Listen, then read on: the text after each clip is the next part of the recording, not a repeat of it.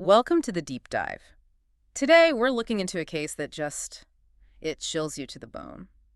We're talking about Paul Bernardo and Karla Homolka, the so-called Ken and Barbie killers. That name itself speaks volumes, doesn't it? That jarring contrast between this attractive, almost wholesome middle-class image Right, this facade. and the absolute horrifying depravity underneath. It's that dissonance we really need to explore. Absolutely. So our mission today is to really dig into Bernardo's path, how he started as a solo predator, how things shifted dramatically when Homolka entered the picture. And crucially, the specific way they committed their crimes, the methodology, and the system failures. We have to talk about the investigation, the missed chances. And the impact, the scar it left on Canada, particularly the justice system. It's huge. Yeah. For you listening, this is really a deep dive into how systems can fail, the really murky ethics of plea bargains, especially when crucial evidence gets hidden. And just the terrifying evolution of a predator who, honestly, used his normal appearance as his best weapon. Okay, let's get into it. So before Ken and Barbie, there was the Scarborough rapist. We have to start that right. This was Bernardo operating alone. Exactly.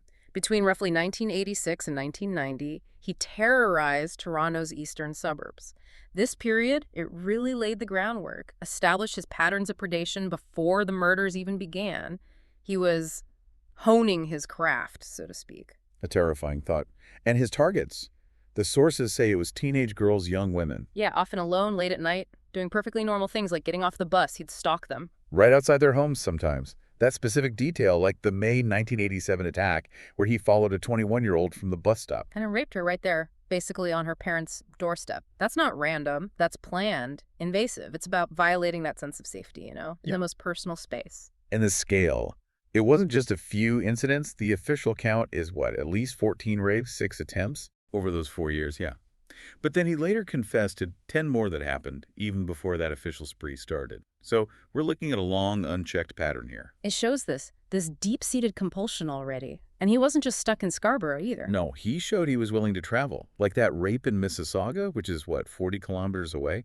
It shows growing confidence, expanding his hunting ground. Let's talk about the escalation, because that seems key here. Criminologically speaking, this is predictable. It's a classic, unfortunately common pattern for sadistic offenders.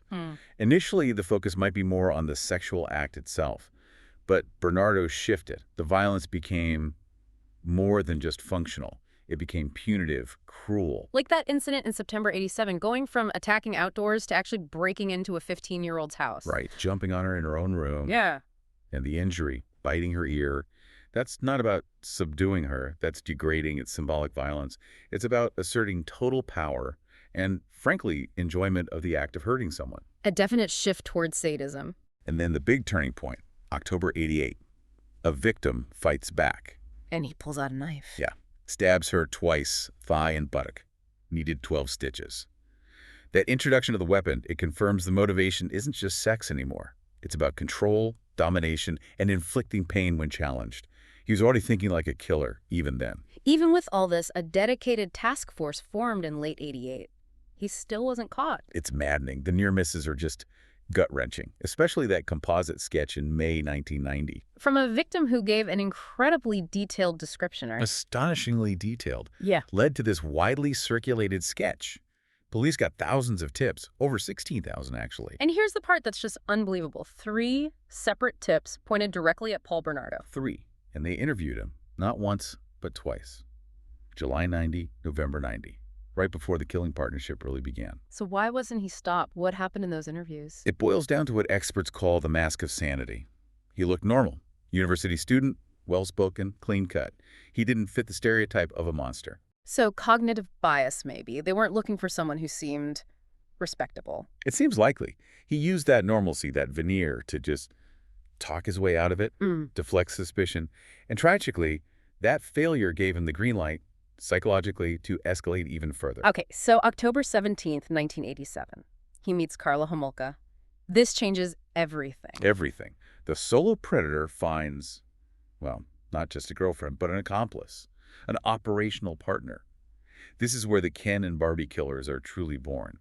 His violence finds a new, collaborative, and documented outlet. What was that dynamic like initially? The sources say it was intense right away. Immediate and intense, yeah. He was older, controlling, aggressive, particularly sexually.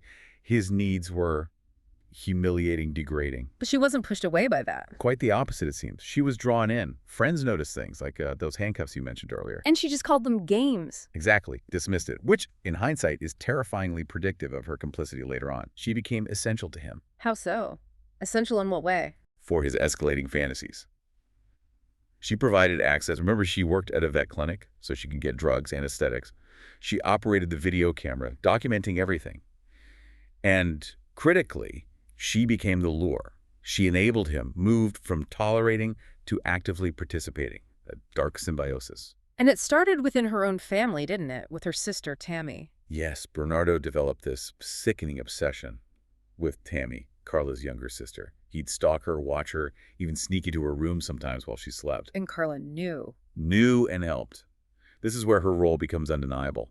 She didn't protect Tammy. Sources say she actually helped him get access, even breaking windows so he could peep or get in easier. That's a profound level of betrayal, helping him victimize her own sister. It shows how normalized the deviance had become in their relationship, and it set the stage for what came next, the dress rehearsals, as some call them. These were the joint assaults before the murders. Right. They established the blueprint, drugs, the lure, documentation. They practiced. So Tammy first. July 1990. Carla gets Valium from the clinic, crushes it up, puts it in Tammy's spaghetti dinner at home. Then, while her own sister is unconscious, Both of them assault her, and Carla participates. And watches. It's a fully collaborative crime against her own family member. And then Jane Doe, the acquaintance, almost a year later, June 91. Same pattern. Carla lures her out, girls' night out pretext, uses sleeping pills this time. And again, both Bernardo and Homolka assault the unconscious 15-year-old girl. These weren't spontaneous acts. This was planned, coordinated preparation for murder. Homolka wasn't just along for the ride. Not at all. She was integral. A willing operational partner by this point. Which leads us to the murders themselves, 3 teenage girls. And the videotaping. Yeah. It wasn't just a side thing, was it? No, absolutely not. It was central to the ritual. It was part of the performance for Bernardo, part of the control, the terror. Documenting the degradation was essential to their shared sadism. Let's start with Tammy Homolka's death. December 23rd, 1990, Christmas party. The timing is just grotesque. Carla gives her sister this cocktail of animal tranquilizers, including halothane, that anesthetic gas stolen from the vet clinic. And then while she's unconscious, they assault her, film it. But the death itself, it wasn't planned murder, exactly. The sources suggest it was an unintended consequence. Tammy had an adverse reaction to the drugs, started vomiting, choked, and died. A horrific outcome of their planned sexual assault. But their reaction, no panic, no calling for help. Zero remorse apparent. Just cold, calculated damage control. They immediately cleaned everything. The room, Tammy's body, hid the videotape. And convinced everyone it was an accident. Alcohol poisoning. Successfully. Police, paramedics, family, everyone believed the story. Bernardo even explained away a chemical burn on her face from the halothane. It's a carpet burn. I remember reading that. Yeah, and the chilling detail at the funeral days later, him stroking her hair on an open casket. It's just pure psychopathy on display, possession almost. Okay, 6 months pass. June 14, 1991. Leslie Mahaffey. They moved to an external target. Abduct 14-year-old Leslie from outside her own home in Burlington. Take her back to their house in Port Dalhousie. And she was held for how long? Over 24 hours. A prolonged nightmare. The sources are explicit. Repeated rape and torture. And critically, by both Bernardo and Homolka. So Carla is actively involved in the physical torture too, not just filming or luring. The evidence, particularly the tapes discovered later, confirms her active, often enthusiastic participation in the physical and sexual degradation. The entire ordeal was captured on video. And after Leslie was murdered, the disposal of her body, it was particularly brutal. Unspeakably brutal. Bernardo used his grandfather's circular saw to dismember her body, encase the parts in concrete blocks, dumped them in Lake Gibson. And the timing. Her remains were found On June 29th, 1991, the exact day Paul Bernardo and Carla Homolka got married, having this lavish wedding while Leslie Mahaffey's concrete-encased remains are being discovered. The disconnect is just staggering. It's almost impossible to comprehend. Then Kristen French, April 1992. 15 years old. This time, Homolka's role as the lure is even more blatant. She pretends to be lost, asks Kristen for directions in a church parking lot. Creating the opening for Bernardo to grab her. Exactly. Ambushed with a knife, forced into the car. And Kristen was held for 3 days. 3 days of relentless sexual humiliation, torture, degradation, all videotaped, again confirming the ritualistic nature of the documentation for them. And the psychological torture, forcing her to watch the tape of Leslie Mahaffey. Yes, to utterly break her spirit, just pure calculated cruelty. But she showed incredible strength, didn't she? The sources mentioned things she said. Astonishing courage under unimaginable circumstances, saying things like, "Some things are worth dying for," and more directly challenging Homolka. "I don't know how your wife can stand being around you. Just why?" She was eventually murdered by strangulation. Yes, on April 19th. And again, the methodical cleanup afterwards. They washed her body, cut off her hair to hinder identification, dumped her body in a ditch, also in Burlington, disturbingly close to where Leslie's remains had been found. The planning, the duration, the documentation, the shared acts, it's the absolute peak of their partnership in evil. Now, we absolutely have to talk about the investigation failures, because Mahaffey and French might have been saved. This isn't just about the killers. It's about the system that failed to stop them sooner. And the biggest failure revolves around DNA evidence, doesn't it? Undeniably, the timeline is crucial here. November 20, 1990, before Leslie Mahaffey or Kristen French were murdered, Paul Bernardo voluntarily gives police his DNA. Hair, blood, saliva samples. As part of the Scarborough rapist investigation, they had him, or they had his DNA. They had the key.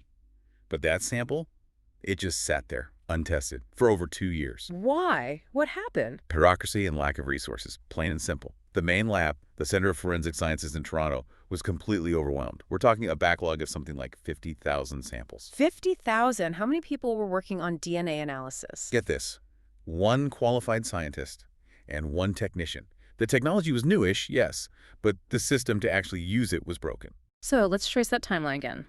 DNA given November 90. Leslie murdered June 91. Kristen murdered April 92. And the DNA match, identifying Bernardo as the Scarborough rapist, finally comes through. January 1993. After the murders. The delay directly enabled those killings. It's a preventable tragedy. Were there other issues, like police departments not talking to each other? Oh, yeah. Information sharing was a big problem. Rivalries, maybe? Bureaucratic silos? The Niagara police investigating the murders didn't effectively connect the dots back to the Scarborough Rapist Task Force in Toronto, even when Bernardo's name came up. Critical links were missed. So it wasn't brilliant police work that finally caught them? No. Ironically, it was the relationship itself falling apart. Bernardo's own violence turning inward. The flashlight incident, December 27, 1992. He attacks Homolka. Viciously beats her. Severely bruised. That was the breaking point for her. Not guilt, but fear. And that's when she went to the police. January 93. Files assault charges. And then starts talking, giving them just enough information to finally link Bernardo definitively to the Mahaffey and French murders. His own pathology ended the spree. Bernardo's arrest opens up this whole other chapter, the legal saga, and the plea deal with Homolka. It's infamous, the deal with the devil. That's what it became known as, and for good reason. Homolka and her lawyer were very strategic. They used that final assault by Bernardo as proof she was a battered, coerced victim. And the Crown prosecutors, they felt they needed her testimony. They believed their case against Bernardo for the murders specifically was weak without her, circumstantial. So they felt pressure to make a deal to guarantee some conviction against him. So the deal is struck. July 1993, manslaughter for Homolka, 12 years, in exchange for testifying against Bernardo. Correct. And immediately, a publication ban descends. The public doesn't know the details, doesn't know the basis for the deal. But there was something huge missing from the picture the Crown had, right? The videotapes. The videotapes. Bernardo's first lawyer, Ken Murray, discovers them hidden in the house in May 1993, before the plea deal with Homolka is finalized. And those tapes showed The undeniable truth. Graphic proof that Homolka wasn't coerced. She was active, involved, smiling sometimes, enthusiastic even during the torture and rape of Tammy, Jane Doe, Leslie Mahaffey, Kristen French. She's seen operating the camera, participating in the assaults. So Murray finds these, and what does he do? He makes a hugely controversial decision. He holds on to them for 16 months, argues client attorney privilege, says he needs them to prepare Bernardo's defense. But by the time they finally surface? September 1994. The deal with Homolka is set in stone. Irrevocable. Public reaction must have been intense. Massive outrage. A profound sense of betrayal by the justice system. Everyone realized the deal was based on a lie, that Homolka had manipulated everyone by playing the victim. So Bernardo's trial goes ahead in 1995, with the tapes now known. Yes. And those tapes become the horrific centerpiece. The jury had to sit there and watch hours of this recorded sadism. Unimaginable. What was Bernardo's defense? Did he deny everything? His lawyer basically conceded Bernardo was a rapist, called him the devil incarnate, actually. But the strategy was to paint Homolka as the real murderer, the manipulative one who delivered the final blow. And Bernardo himself. He testified, admitted kidnapping, rape, but claimed the deaths were accidental. Same stories with Tammy.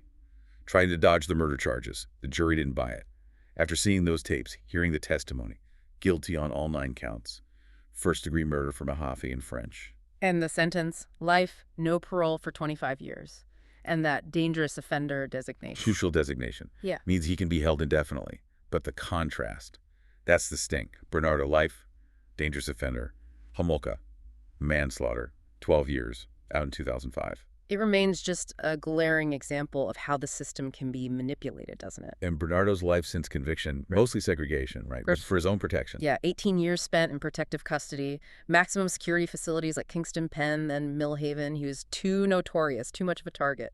But here's where correctional policy gets really interesting, or maybe frustrating, depending on your view. The CSC, Correctional Service Canada, reviewed his security classification loads of times. 14 times between 99 and 2022, the sources say. And every single time, the objective scoring tool they used said he qualified as medium security. Every time. But they kept him in maximum. They kept overriding the score. The rationale was basically he hadn't integrated with the general population, and he was still a huge safety risk from other inmates. So paradoxically, he stayed max sec for his own safety, even though his risk score didn't warrant it. Until 2022, what changed? He finally started participating in an integration plan. By July 22, the CSC officially said, okay, he's fully integrated at Millhaven. So the reason for overriding the medium security score was gone. Exactly. The administrative justification disappeared. So, following procedure, he was approved for transfer. May 2023, he moves to La Casa. Medium security, Quebec facility, specializes in sex offender programs. And the public reaction was immediate. It's explosive. A complete political and public firestorm. The idea of the Paul Bernardo, being anything less than maximum security, it just hit a raw nerve nationally. It felt like a betrayal, regardless of the rules. That's the conflict right there. The CSC did an internal review, said the decision was sound, based on the law specifically, the rule about holding inmates in the least restrictive environment possible while ensuring public safety. He'd met the criteria on paper. So, policy versus public morality. Pretty much. The system rewards following institutional rules, integrating. But the public sees an unremorseful psychopath getting what feels like a downgrade. Even though his psychological reports still flagged narcissism, lack of insight, he played the game well enough to get transferred. And even with the dangerous offender status, he still gets parole hearings? Legally, yes, mandatory hearings, which means the families have to keep reliving this nightmare. The most recent one was November 2024, his 3rd hearing. What was he asking for? Day parole, temporary absences, and his justification. It was something else. What did he say? He tried to frame his crimes as, get this, revenge for sexual abuse his mother allegedly suffered. A completely rambling, self-serving narrative. Revenge for his mother by torturing and murdering teenage girls. The parole board called it out immediately. A logical fallacy. Showed zero insight, just narcissistic self-pity, trying to manipulate again. And the victim impact statements. They must be incredibly powerful. Always the most powerful part. Debbie Mahaffey calling Bernardo the biggest destruction of her life's peace and joy. Ryan Mahaffey talking about losing not just his sister, but his parents to grief and advocacy. Donna French's statement, too. Counting the days. 11,680 days without my sweet, beautiful daughter. Just heartbreaking. The board's decision was quick, denied everything, high risk of sexual recidivism, narcissistic personality disorder, no grasp of his impact, still an undue risk. Back behind bars, even if it's medium security. So what's the lasting legacy here, beyond Bernardo herself? It was a watershed moment for Canada. Shattered that sense of safety, led to real changes. Well, the Homolka deal created deep, lasting skepticism about plea bargains, especially in high-profile cases. The mess with the publication bans back then influenced how courts handle them now, especially with the internet. And the family's advocacy. Hugely important. The French and Mahaffey families really pushed the victims' rights movement forward in Canada, gave victims a stronger voice in the process. And there was broader legislative impact, too, related to Homolka's release. Yes, the outrage over her getting out after 12 years was definitely a factor in the tough-on-crime changes around 2012, overhauling the pardon system, making it harder, longer to get a record suspension, as it's now called. Which brings us to that final thought, that question for you, the listener. Right. This case, incredibly sensational, horrific, generated massive public outrage. And that outrage directly fueled broader laws designed to be tough on crime. So the question is, when the justice system reacts so strongly to these extreme, high-profile cases, does it risk creating laws that disproportionately harm maybe thousands of lower-level offenders? People who might actually be trying to reintegrate. Is there a danger that policy driven by understandable moral outrage at the worst cases ends up being counterproductive for the system as a whole? It's that tension between public sentiment and effective rehabilitation policy that the Bernardo case really forced into the open, and it's a conversation we're still having today.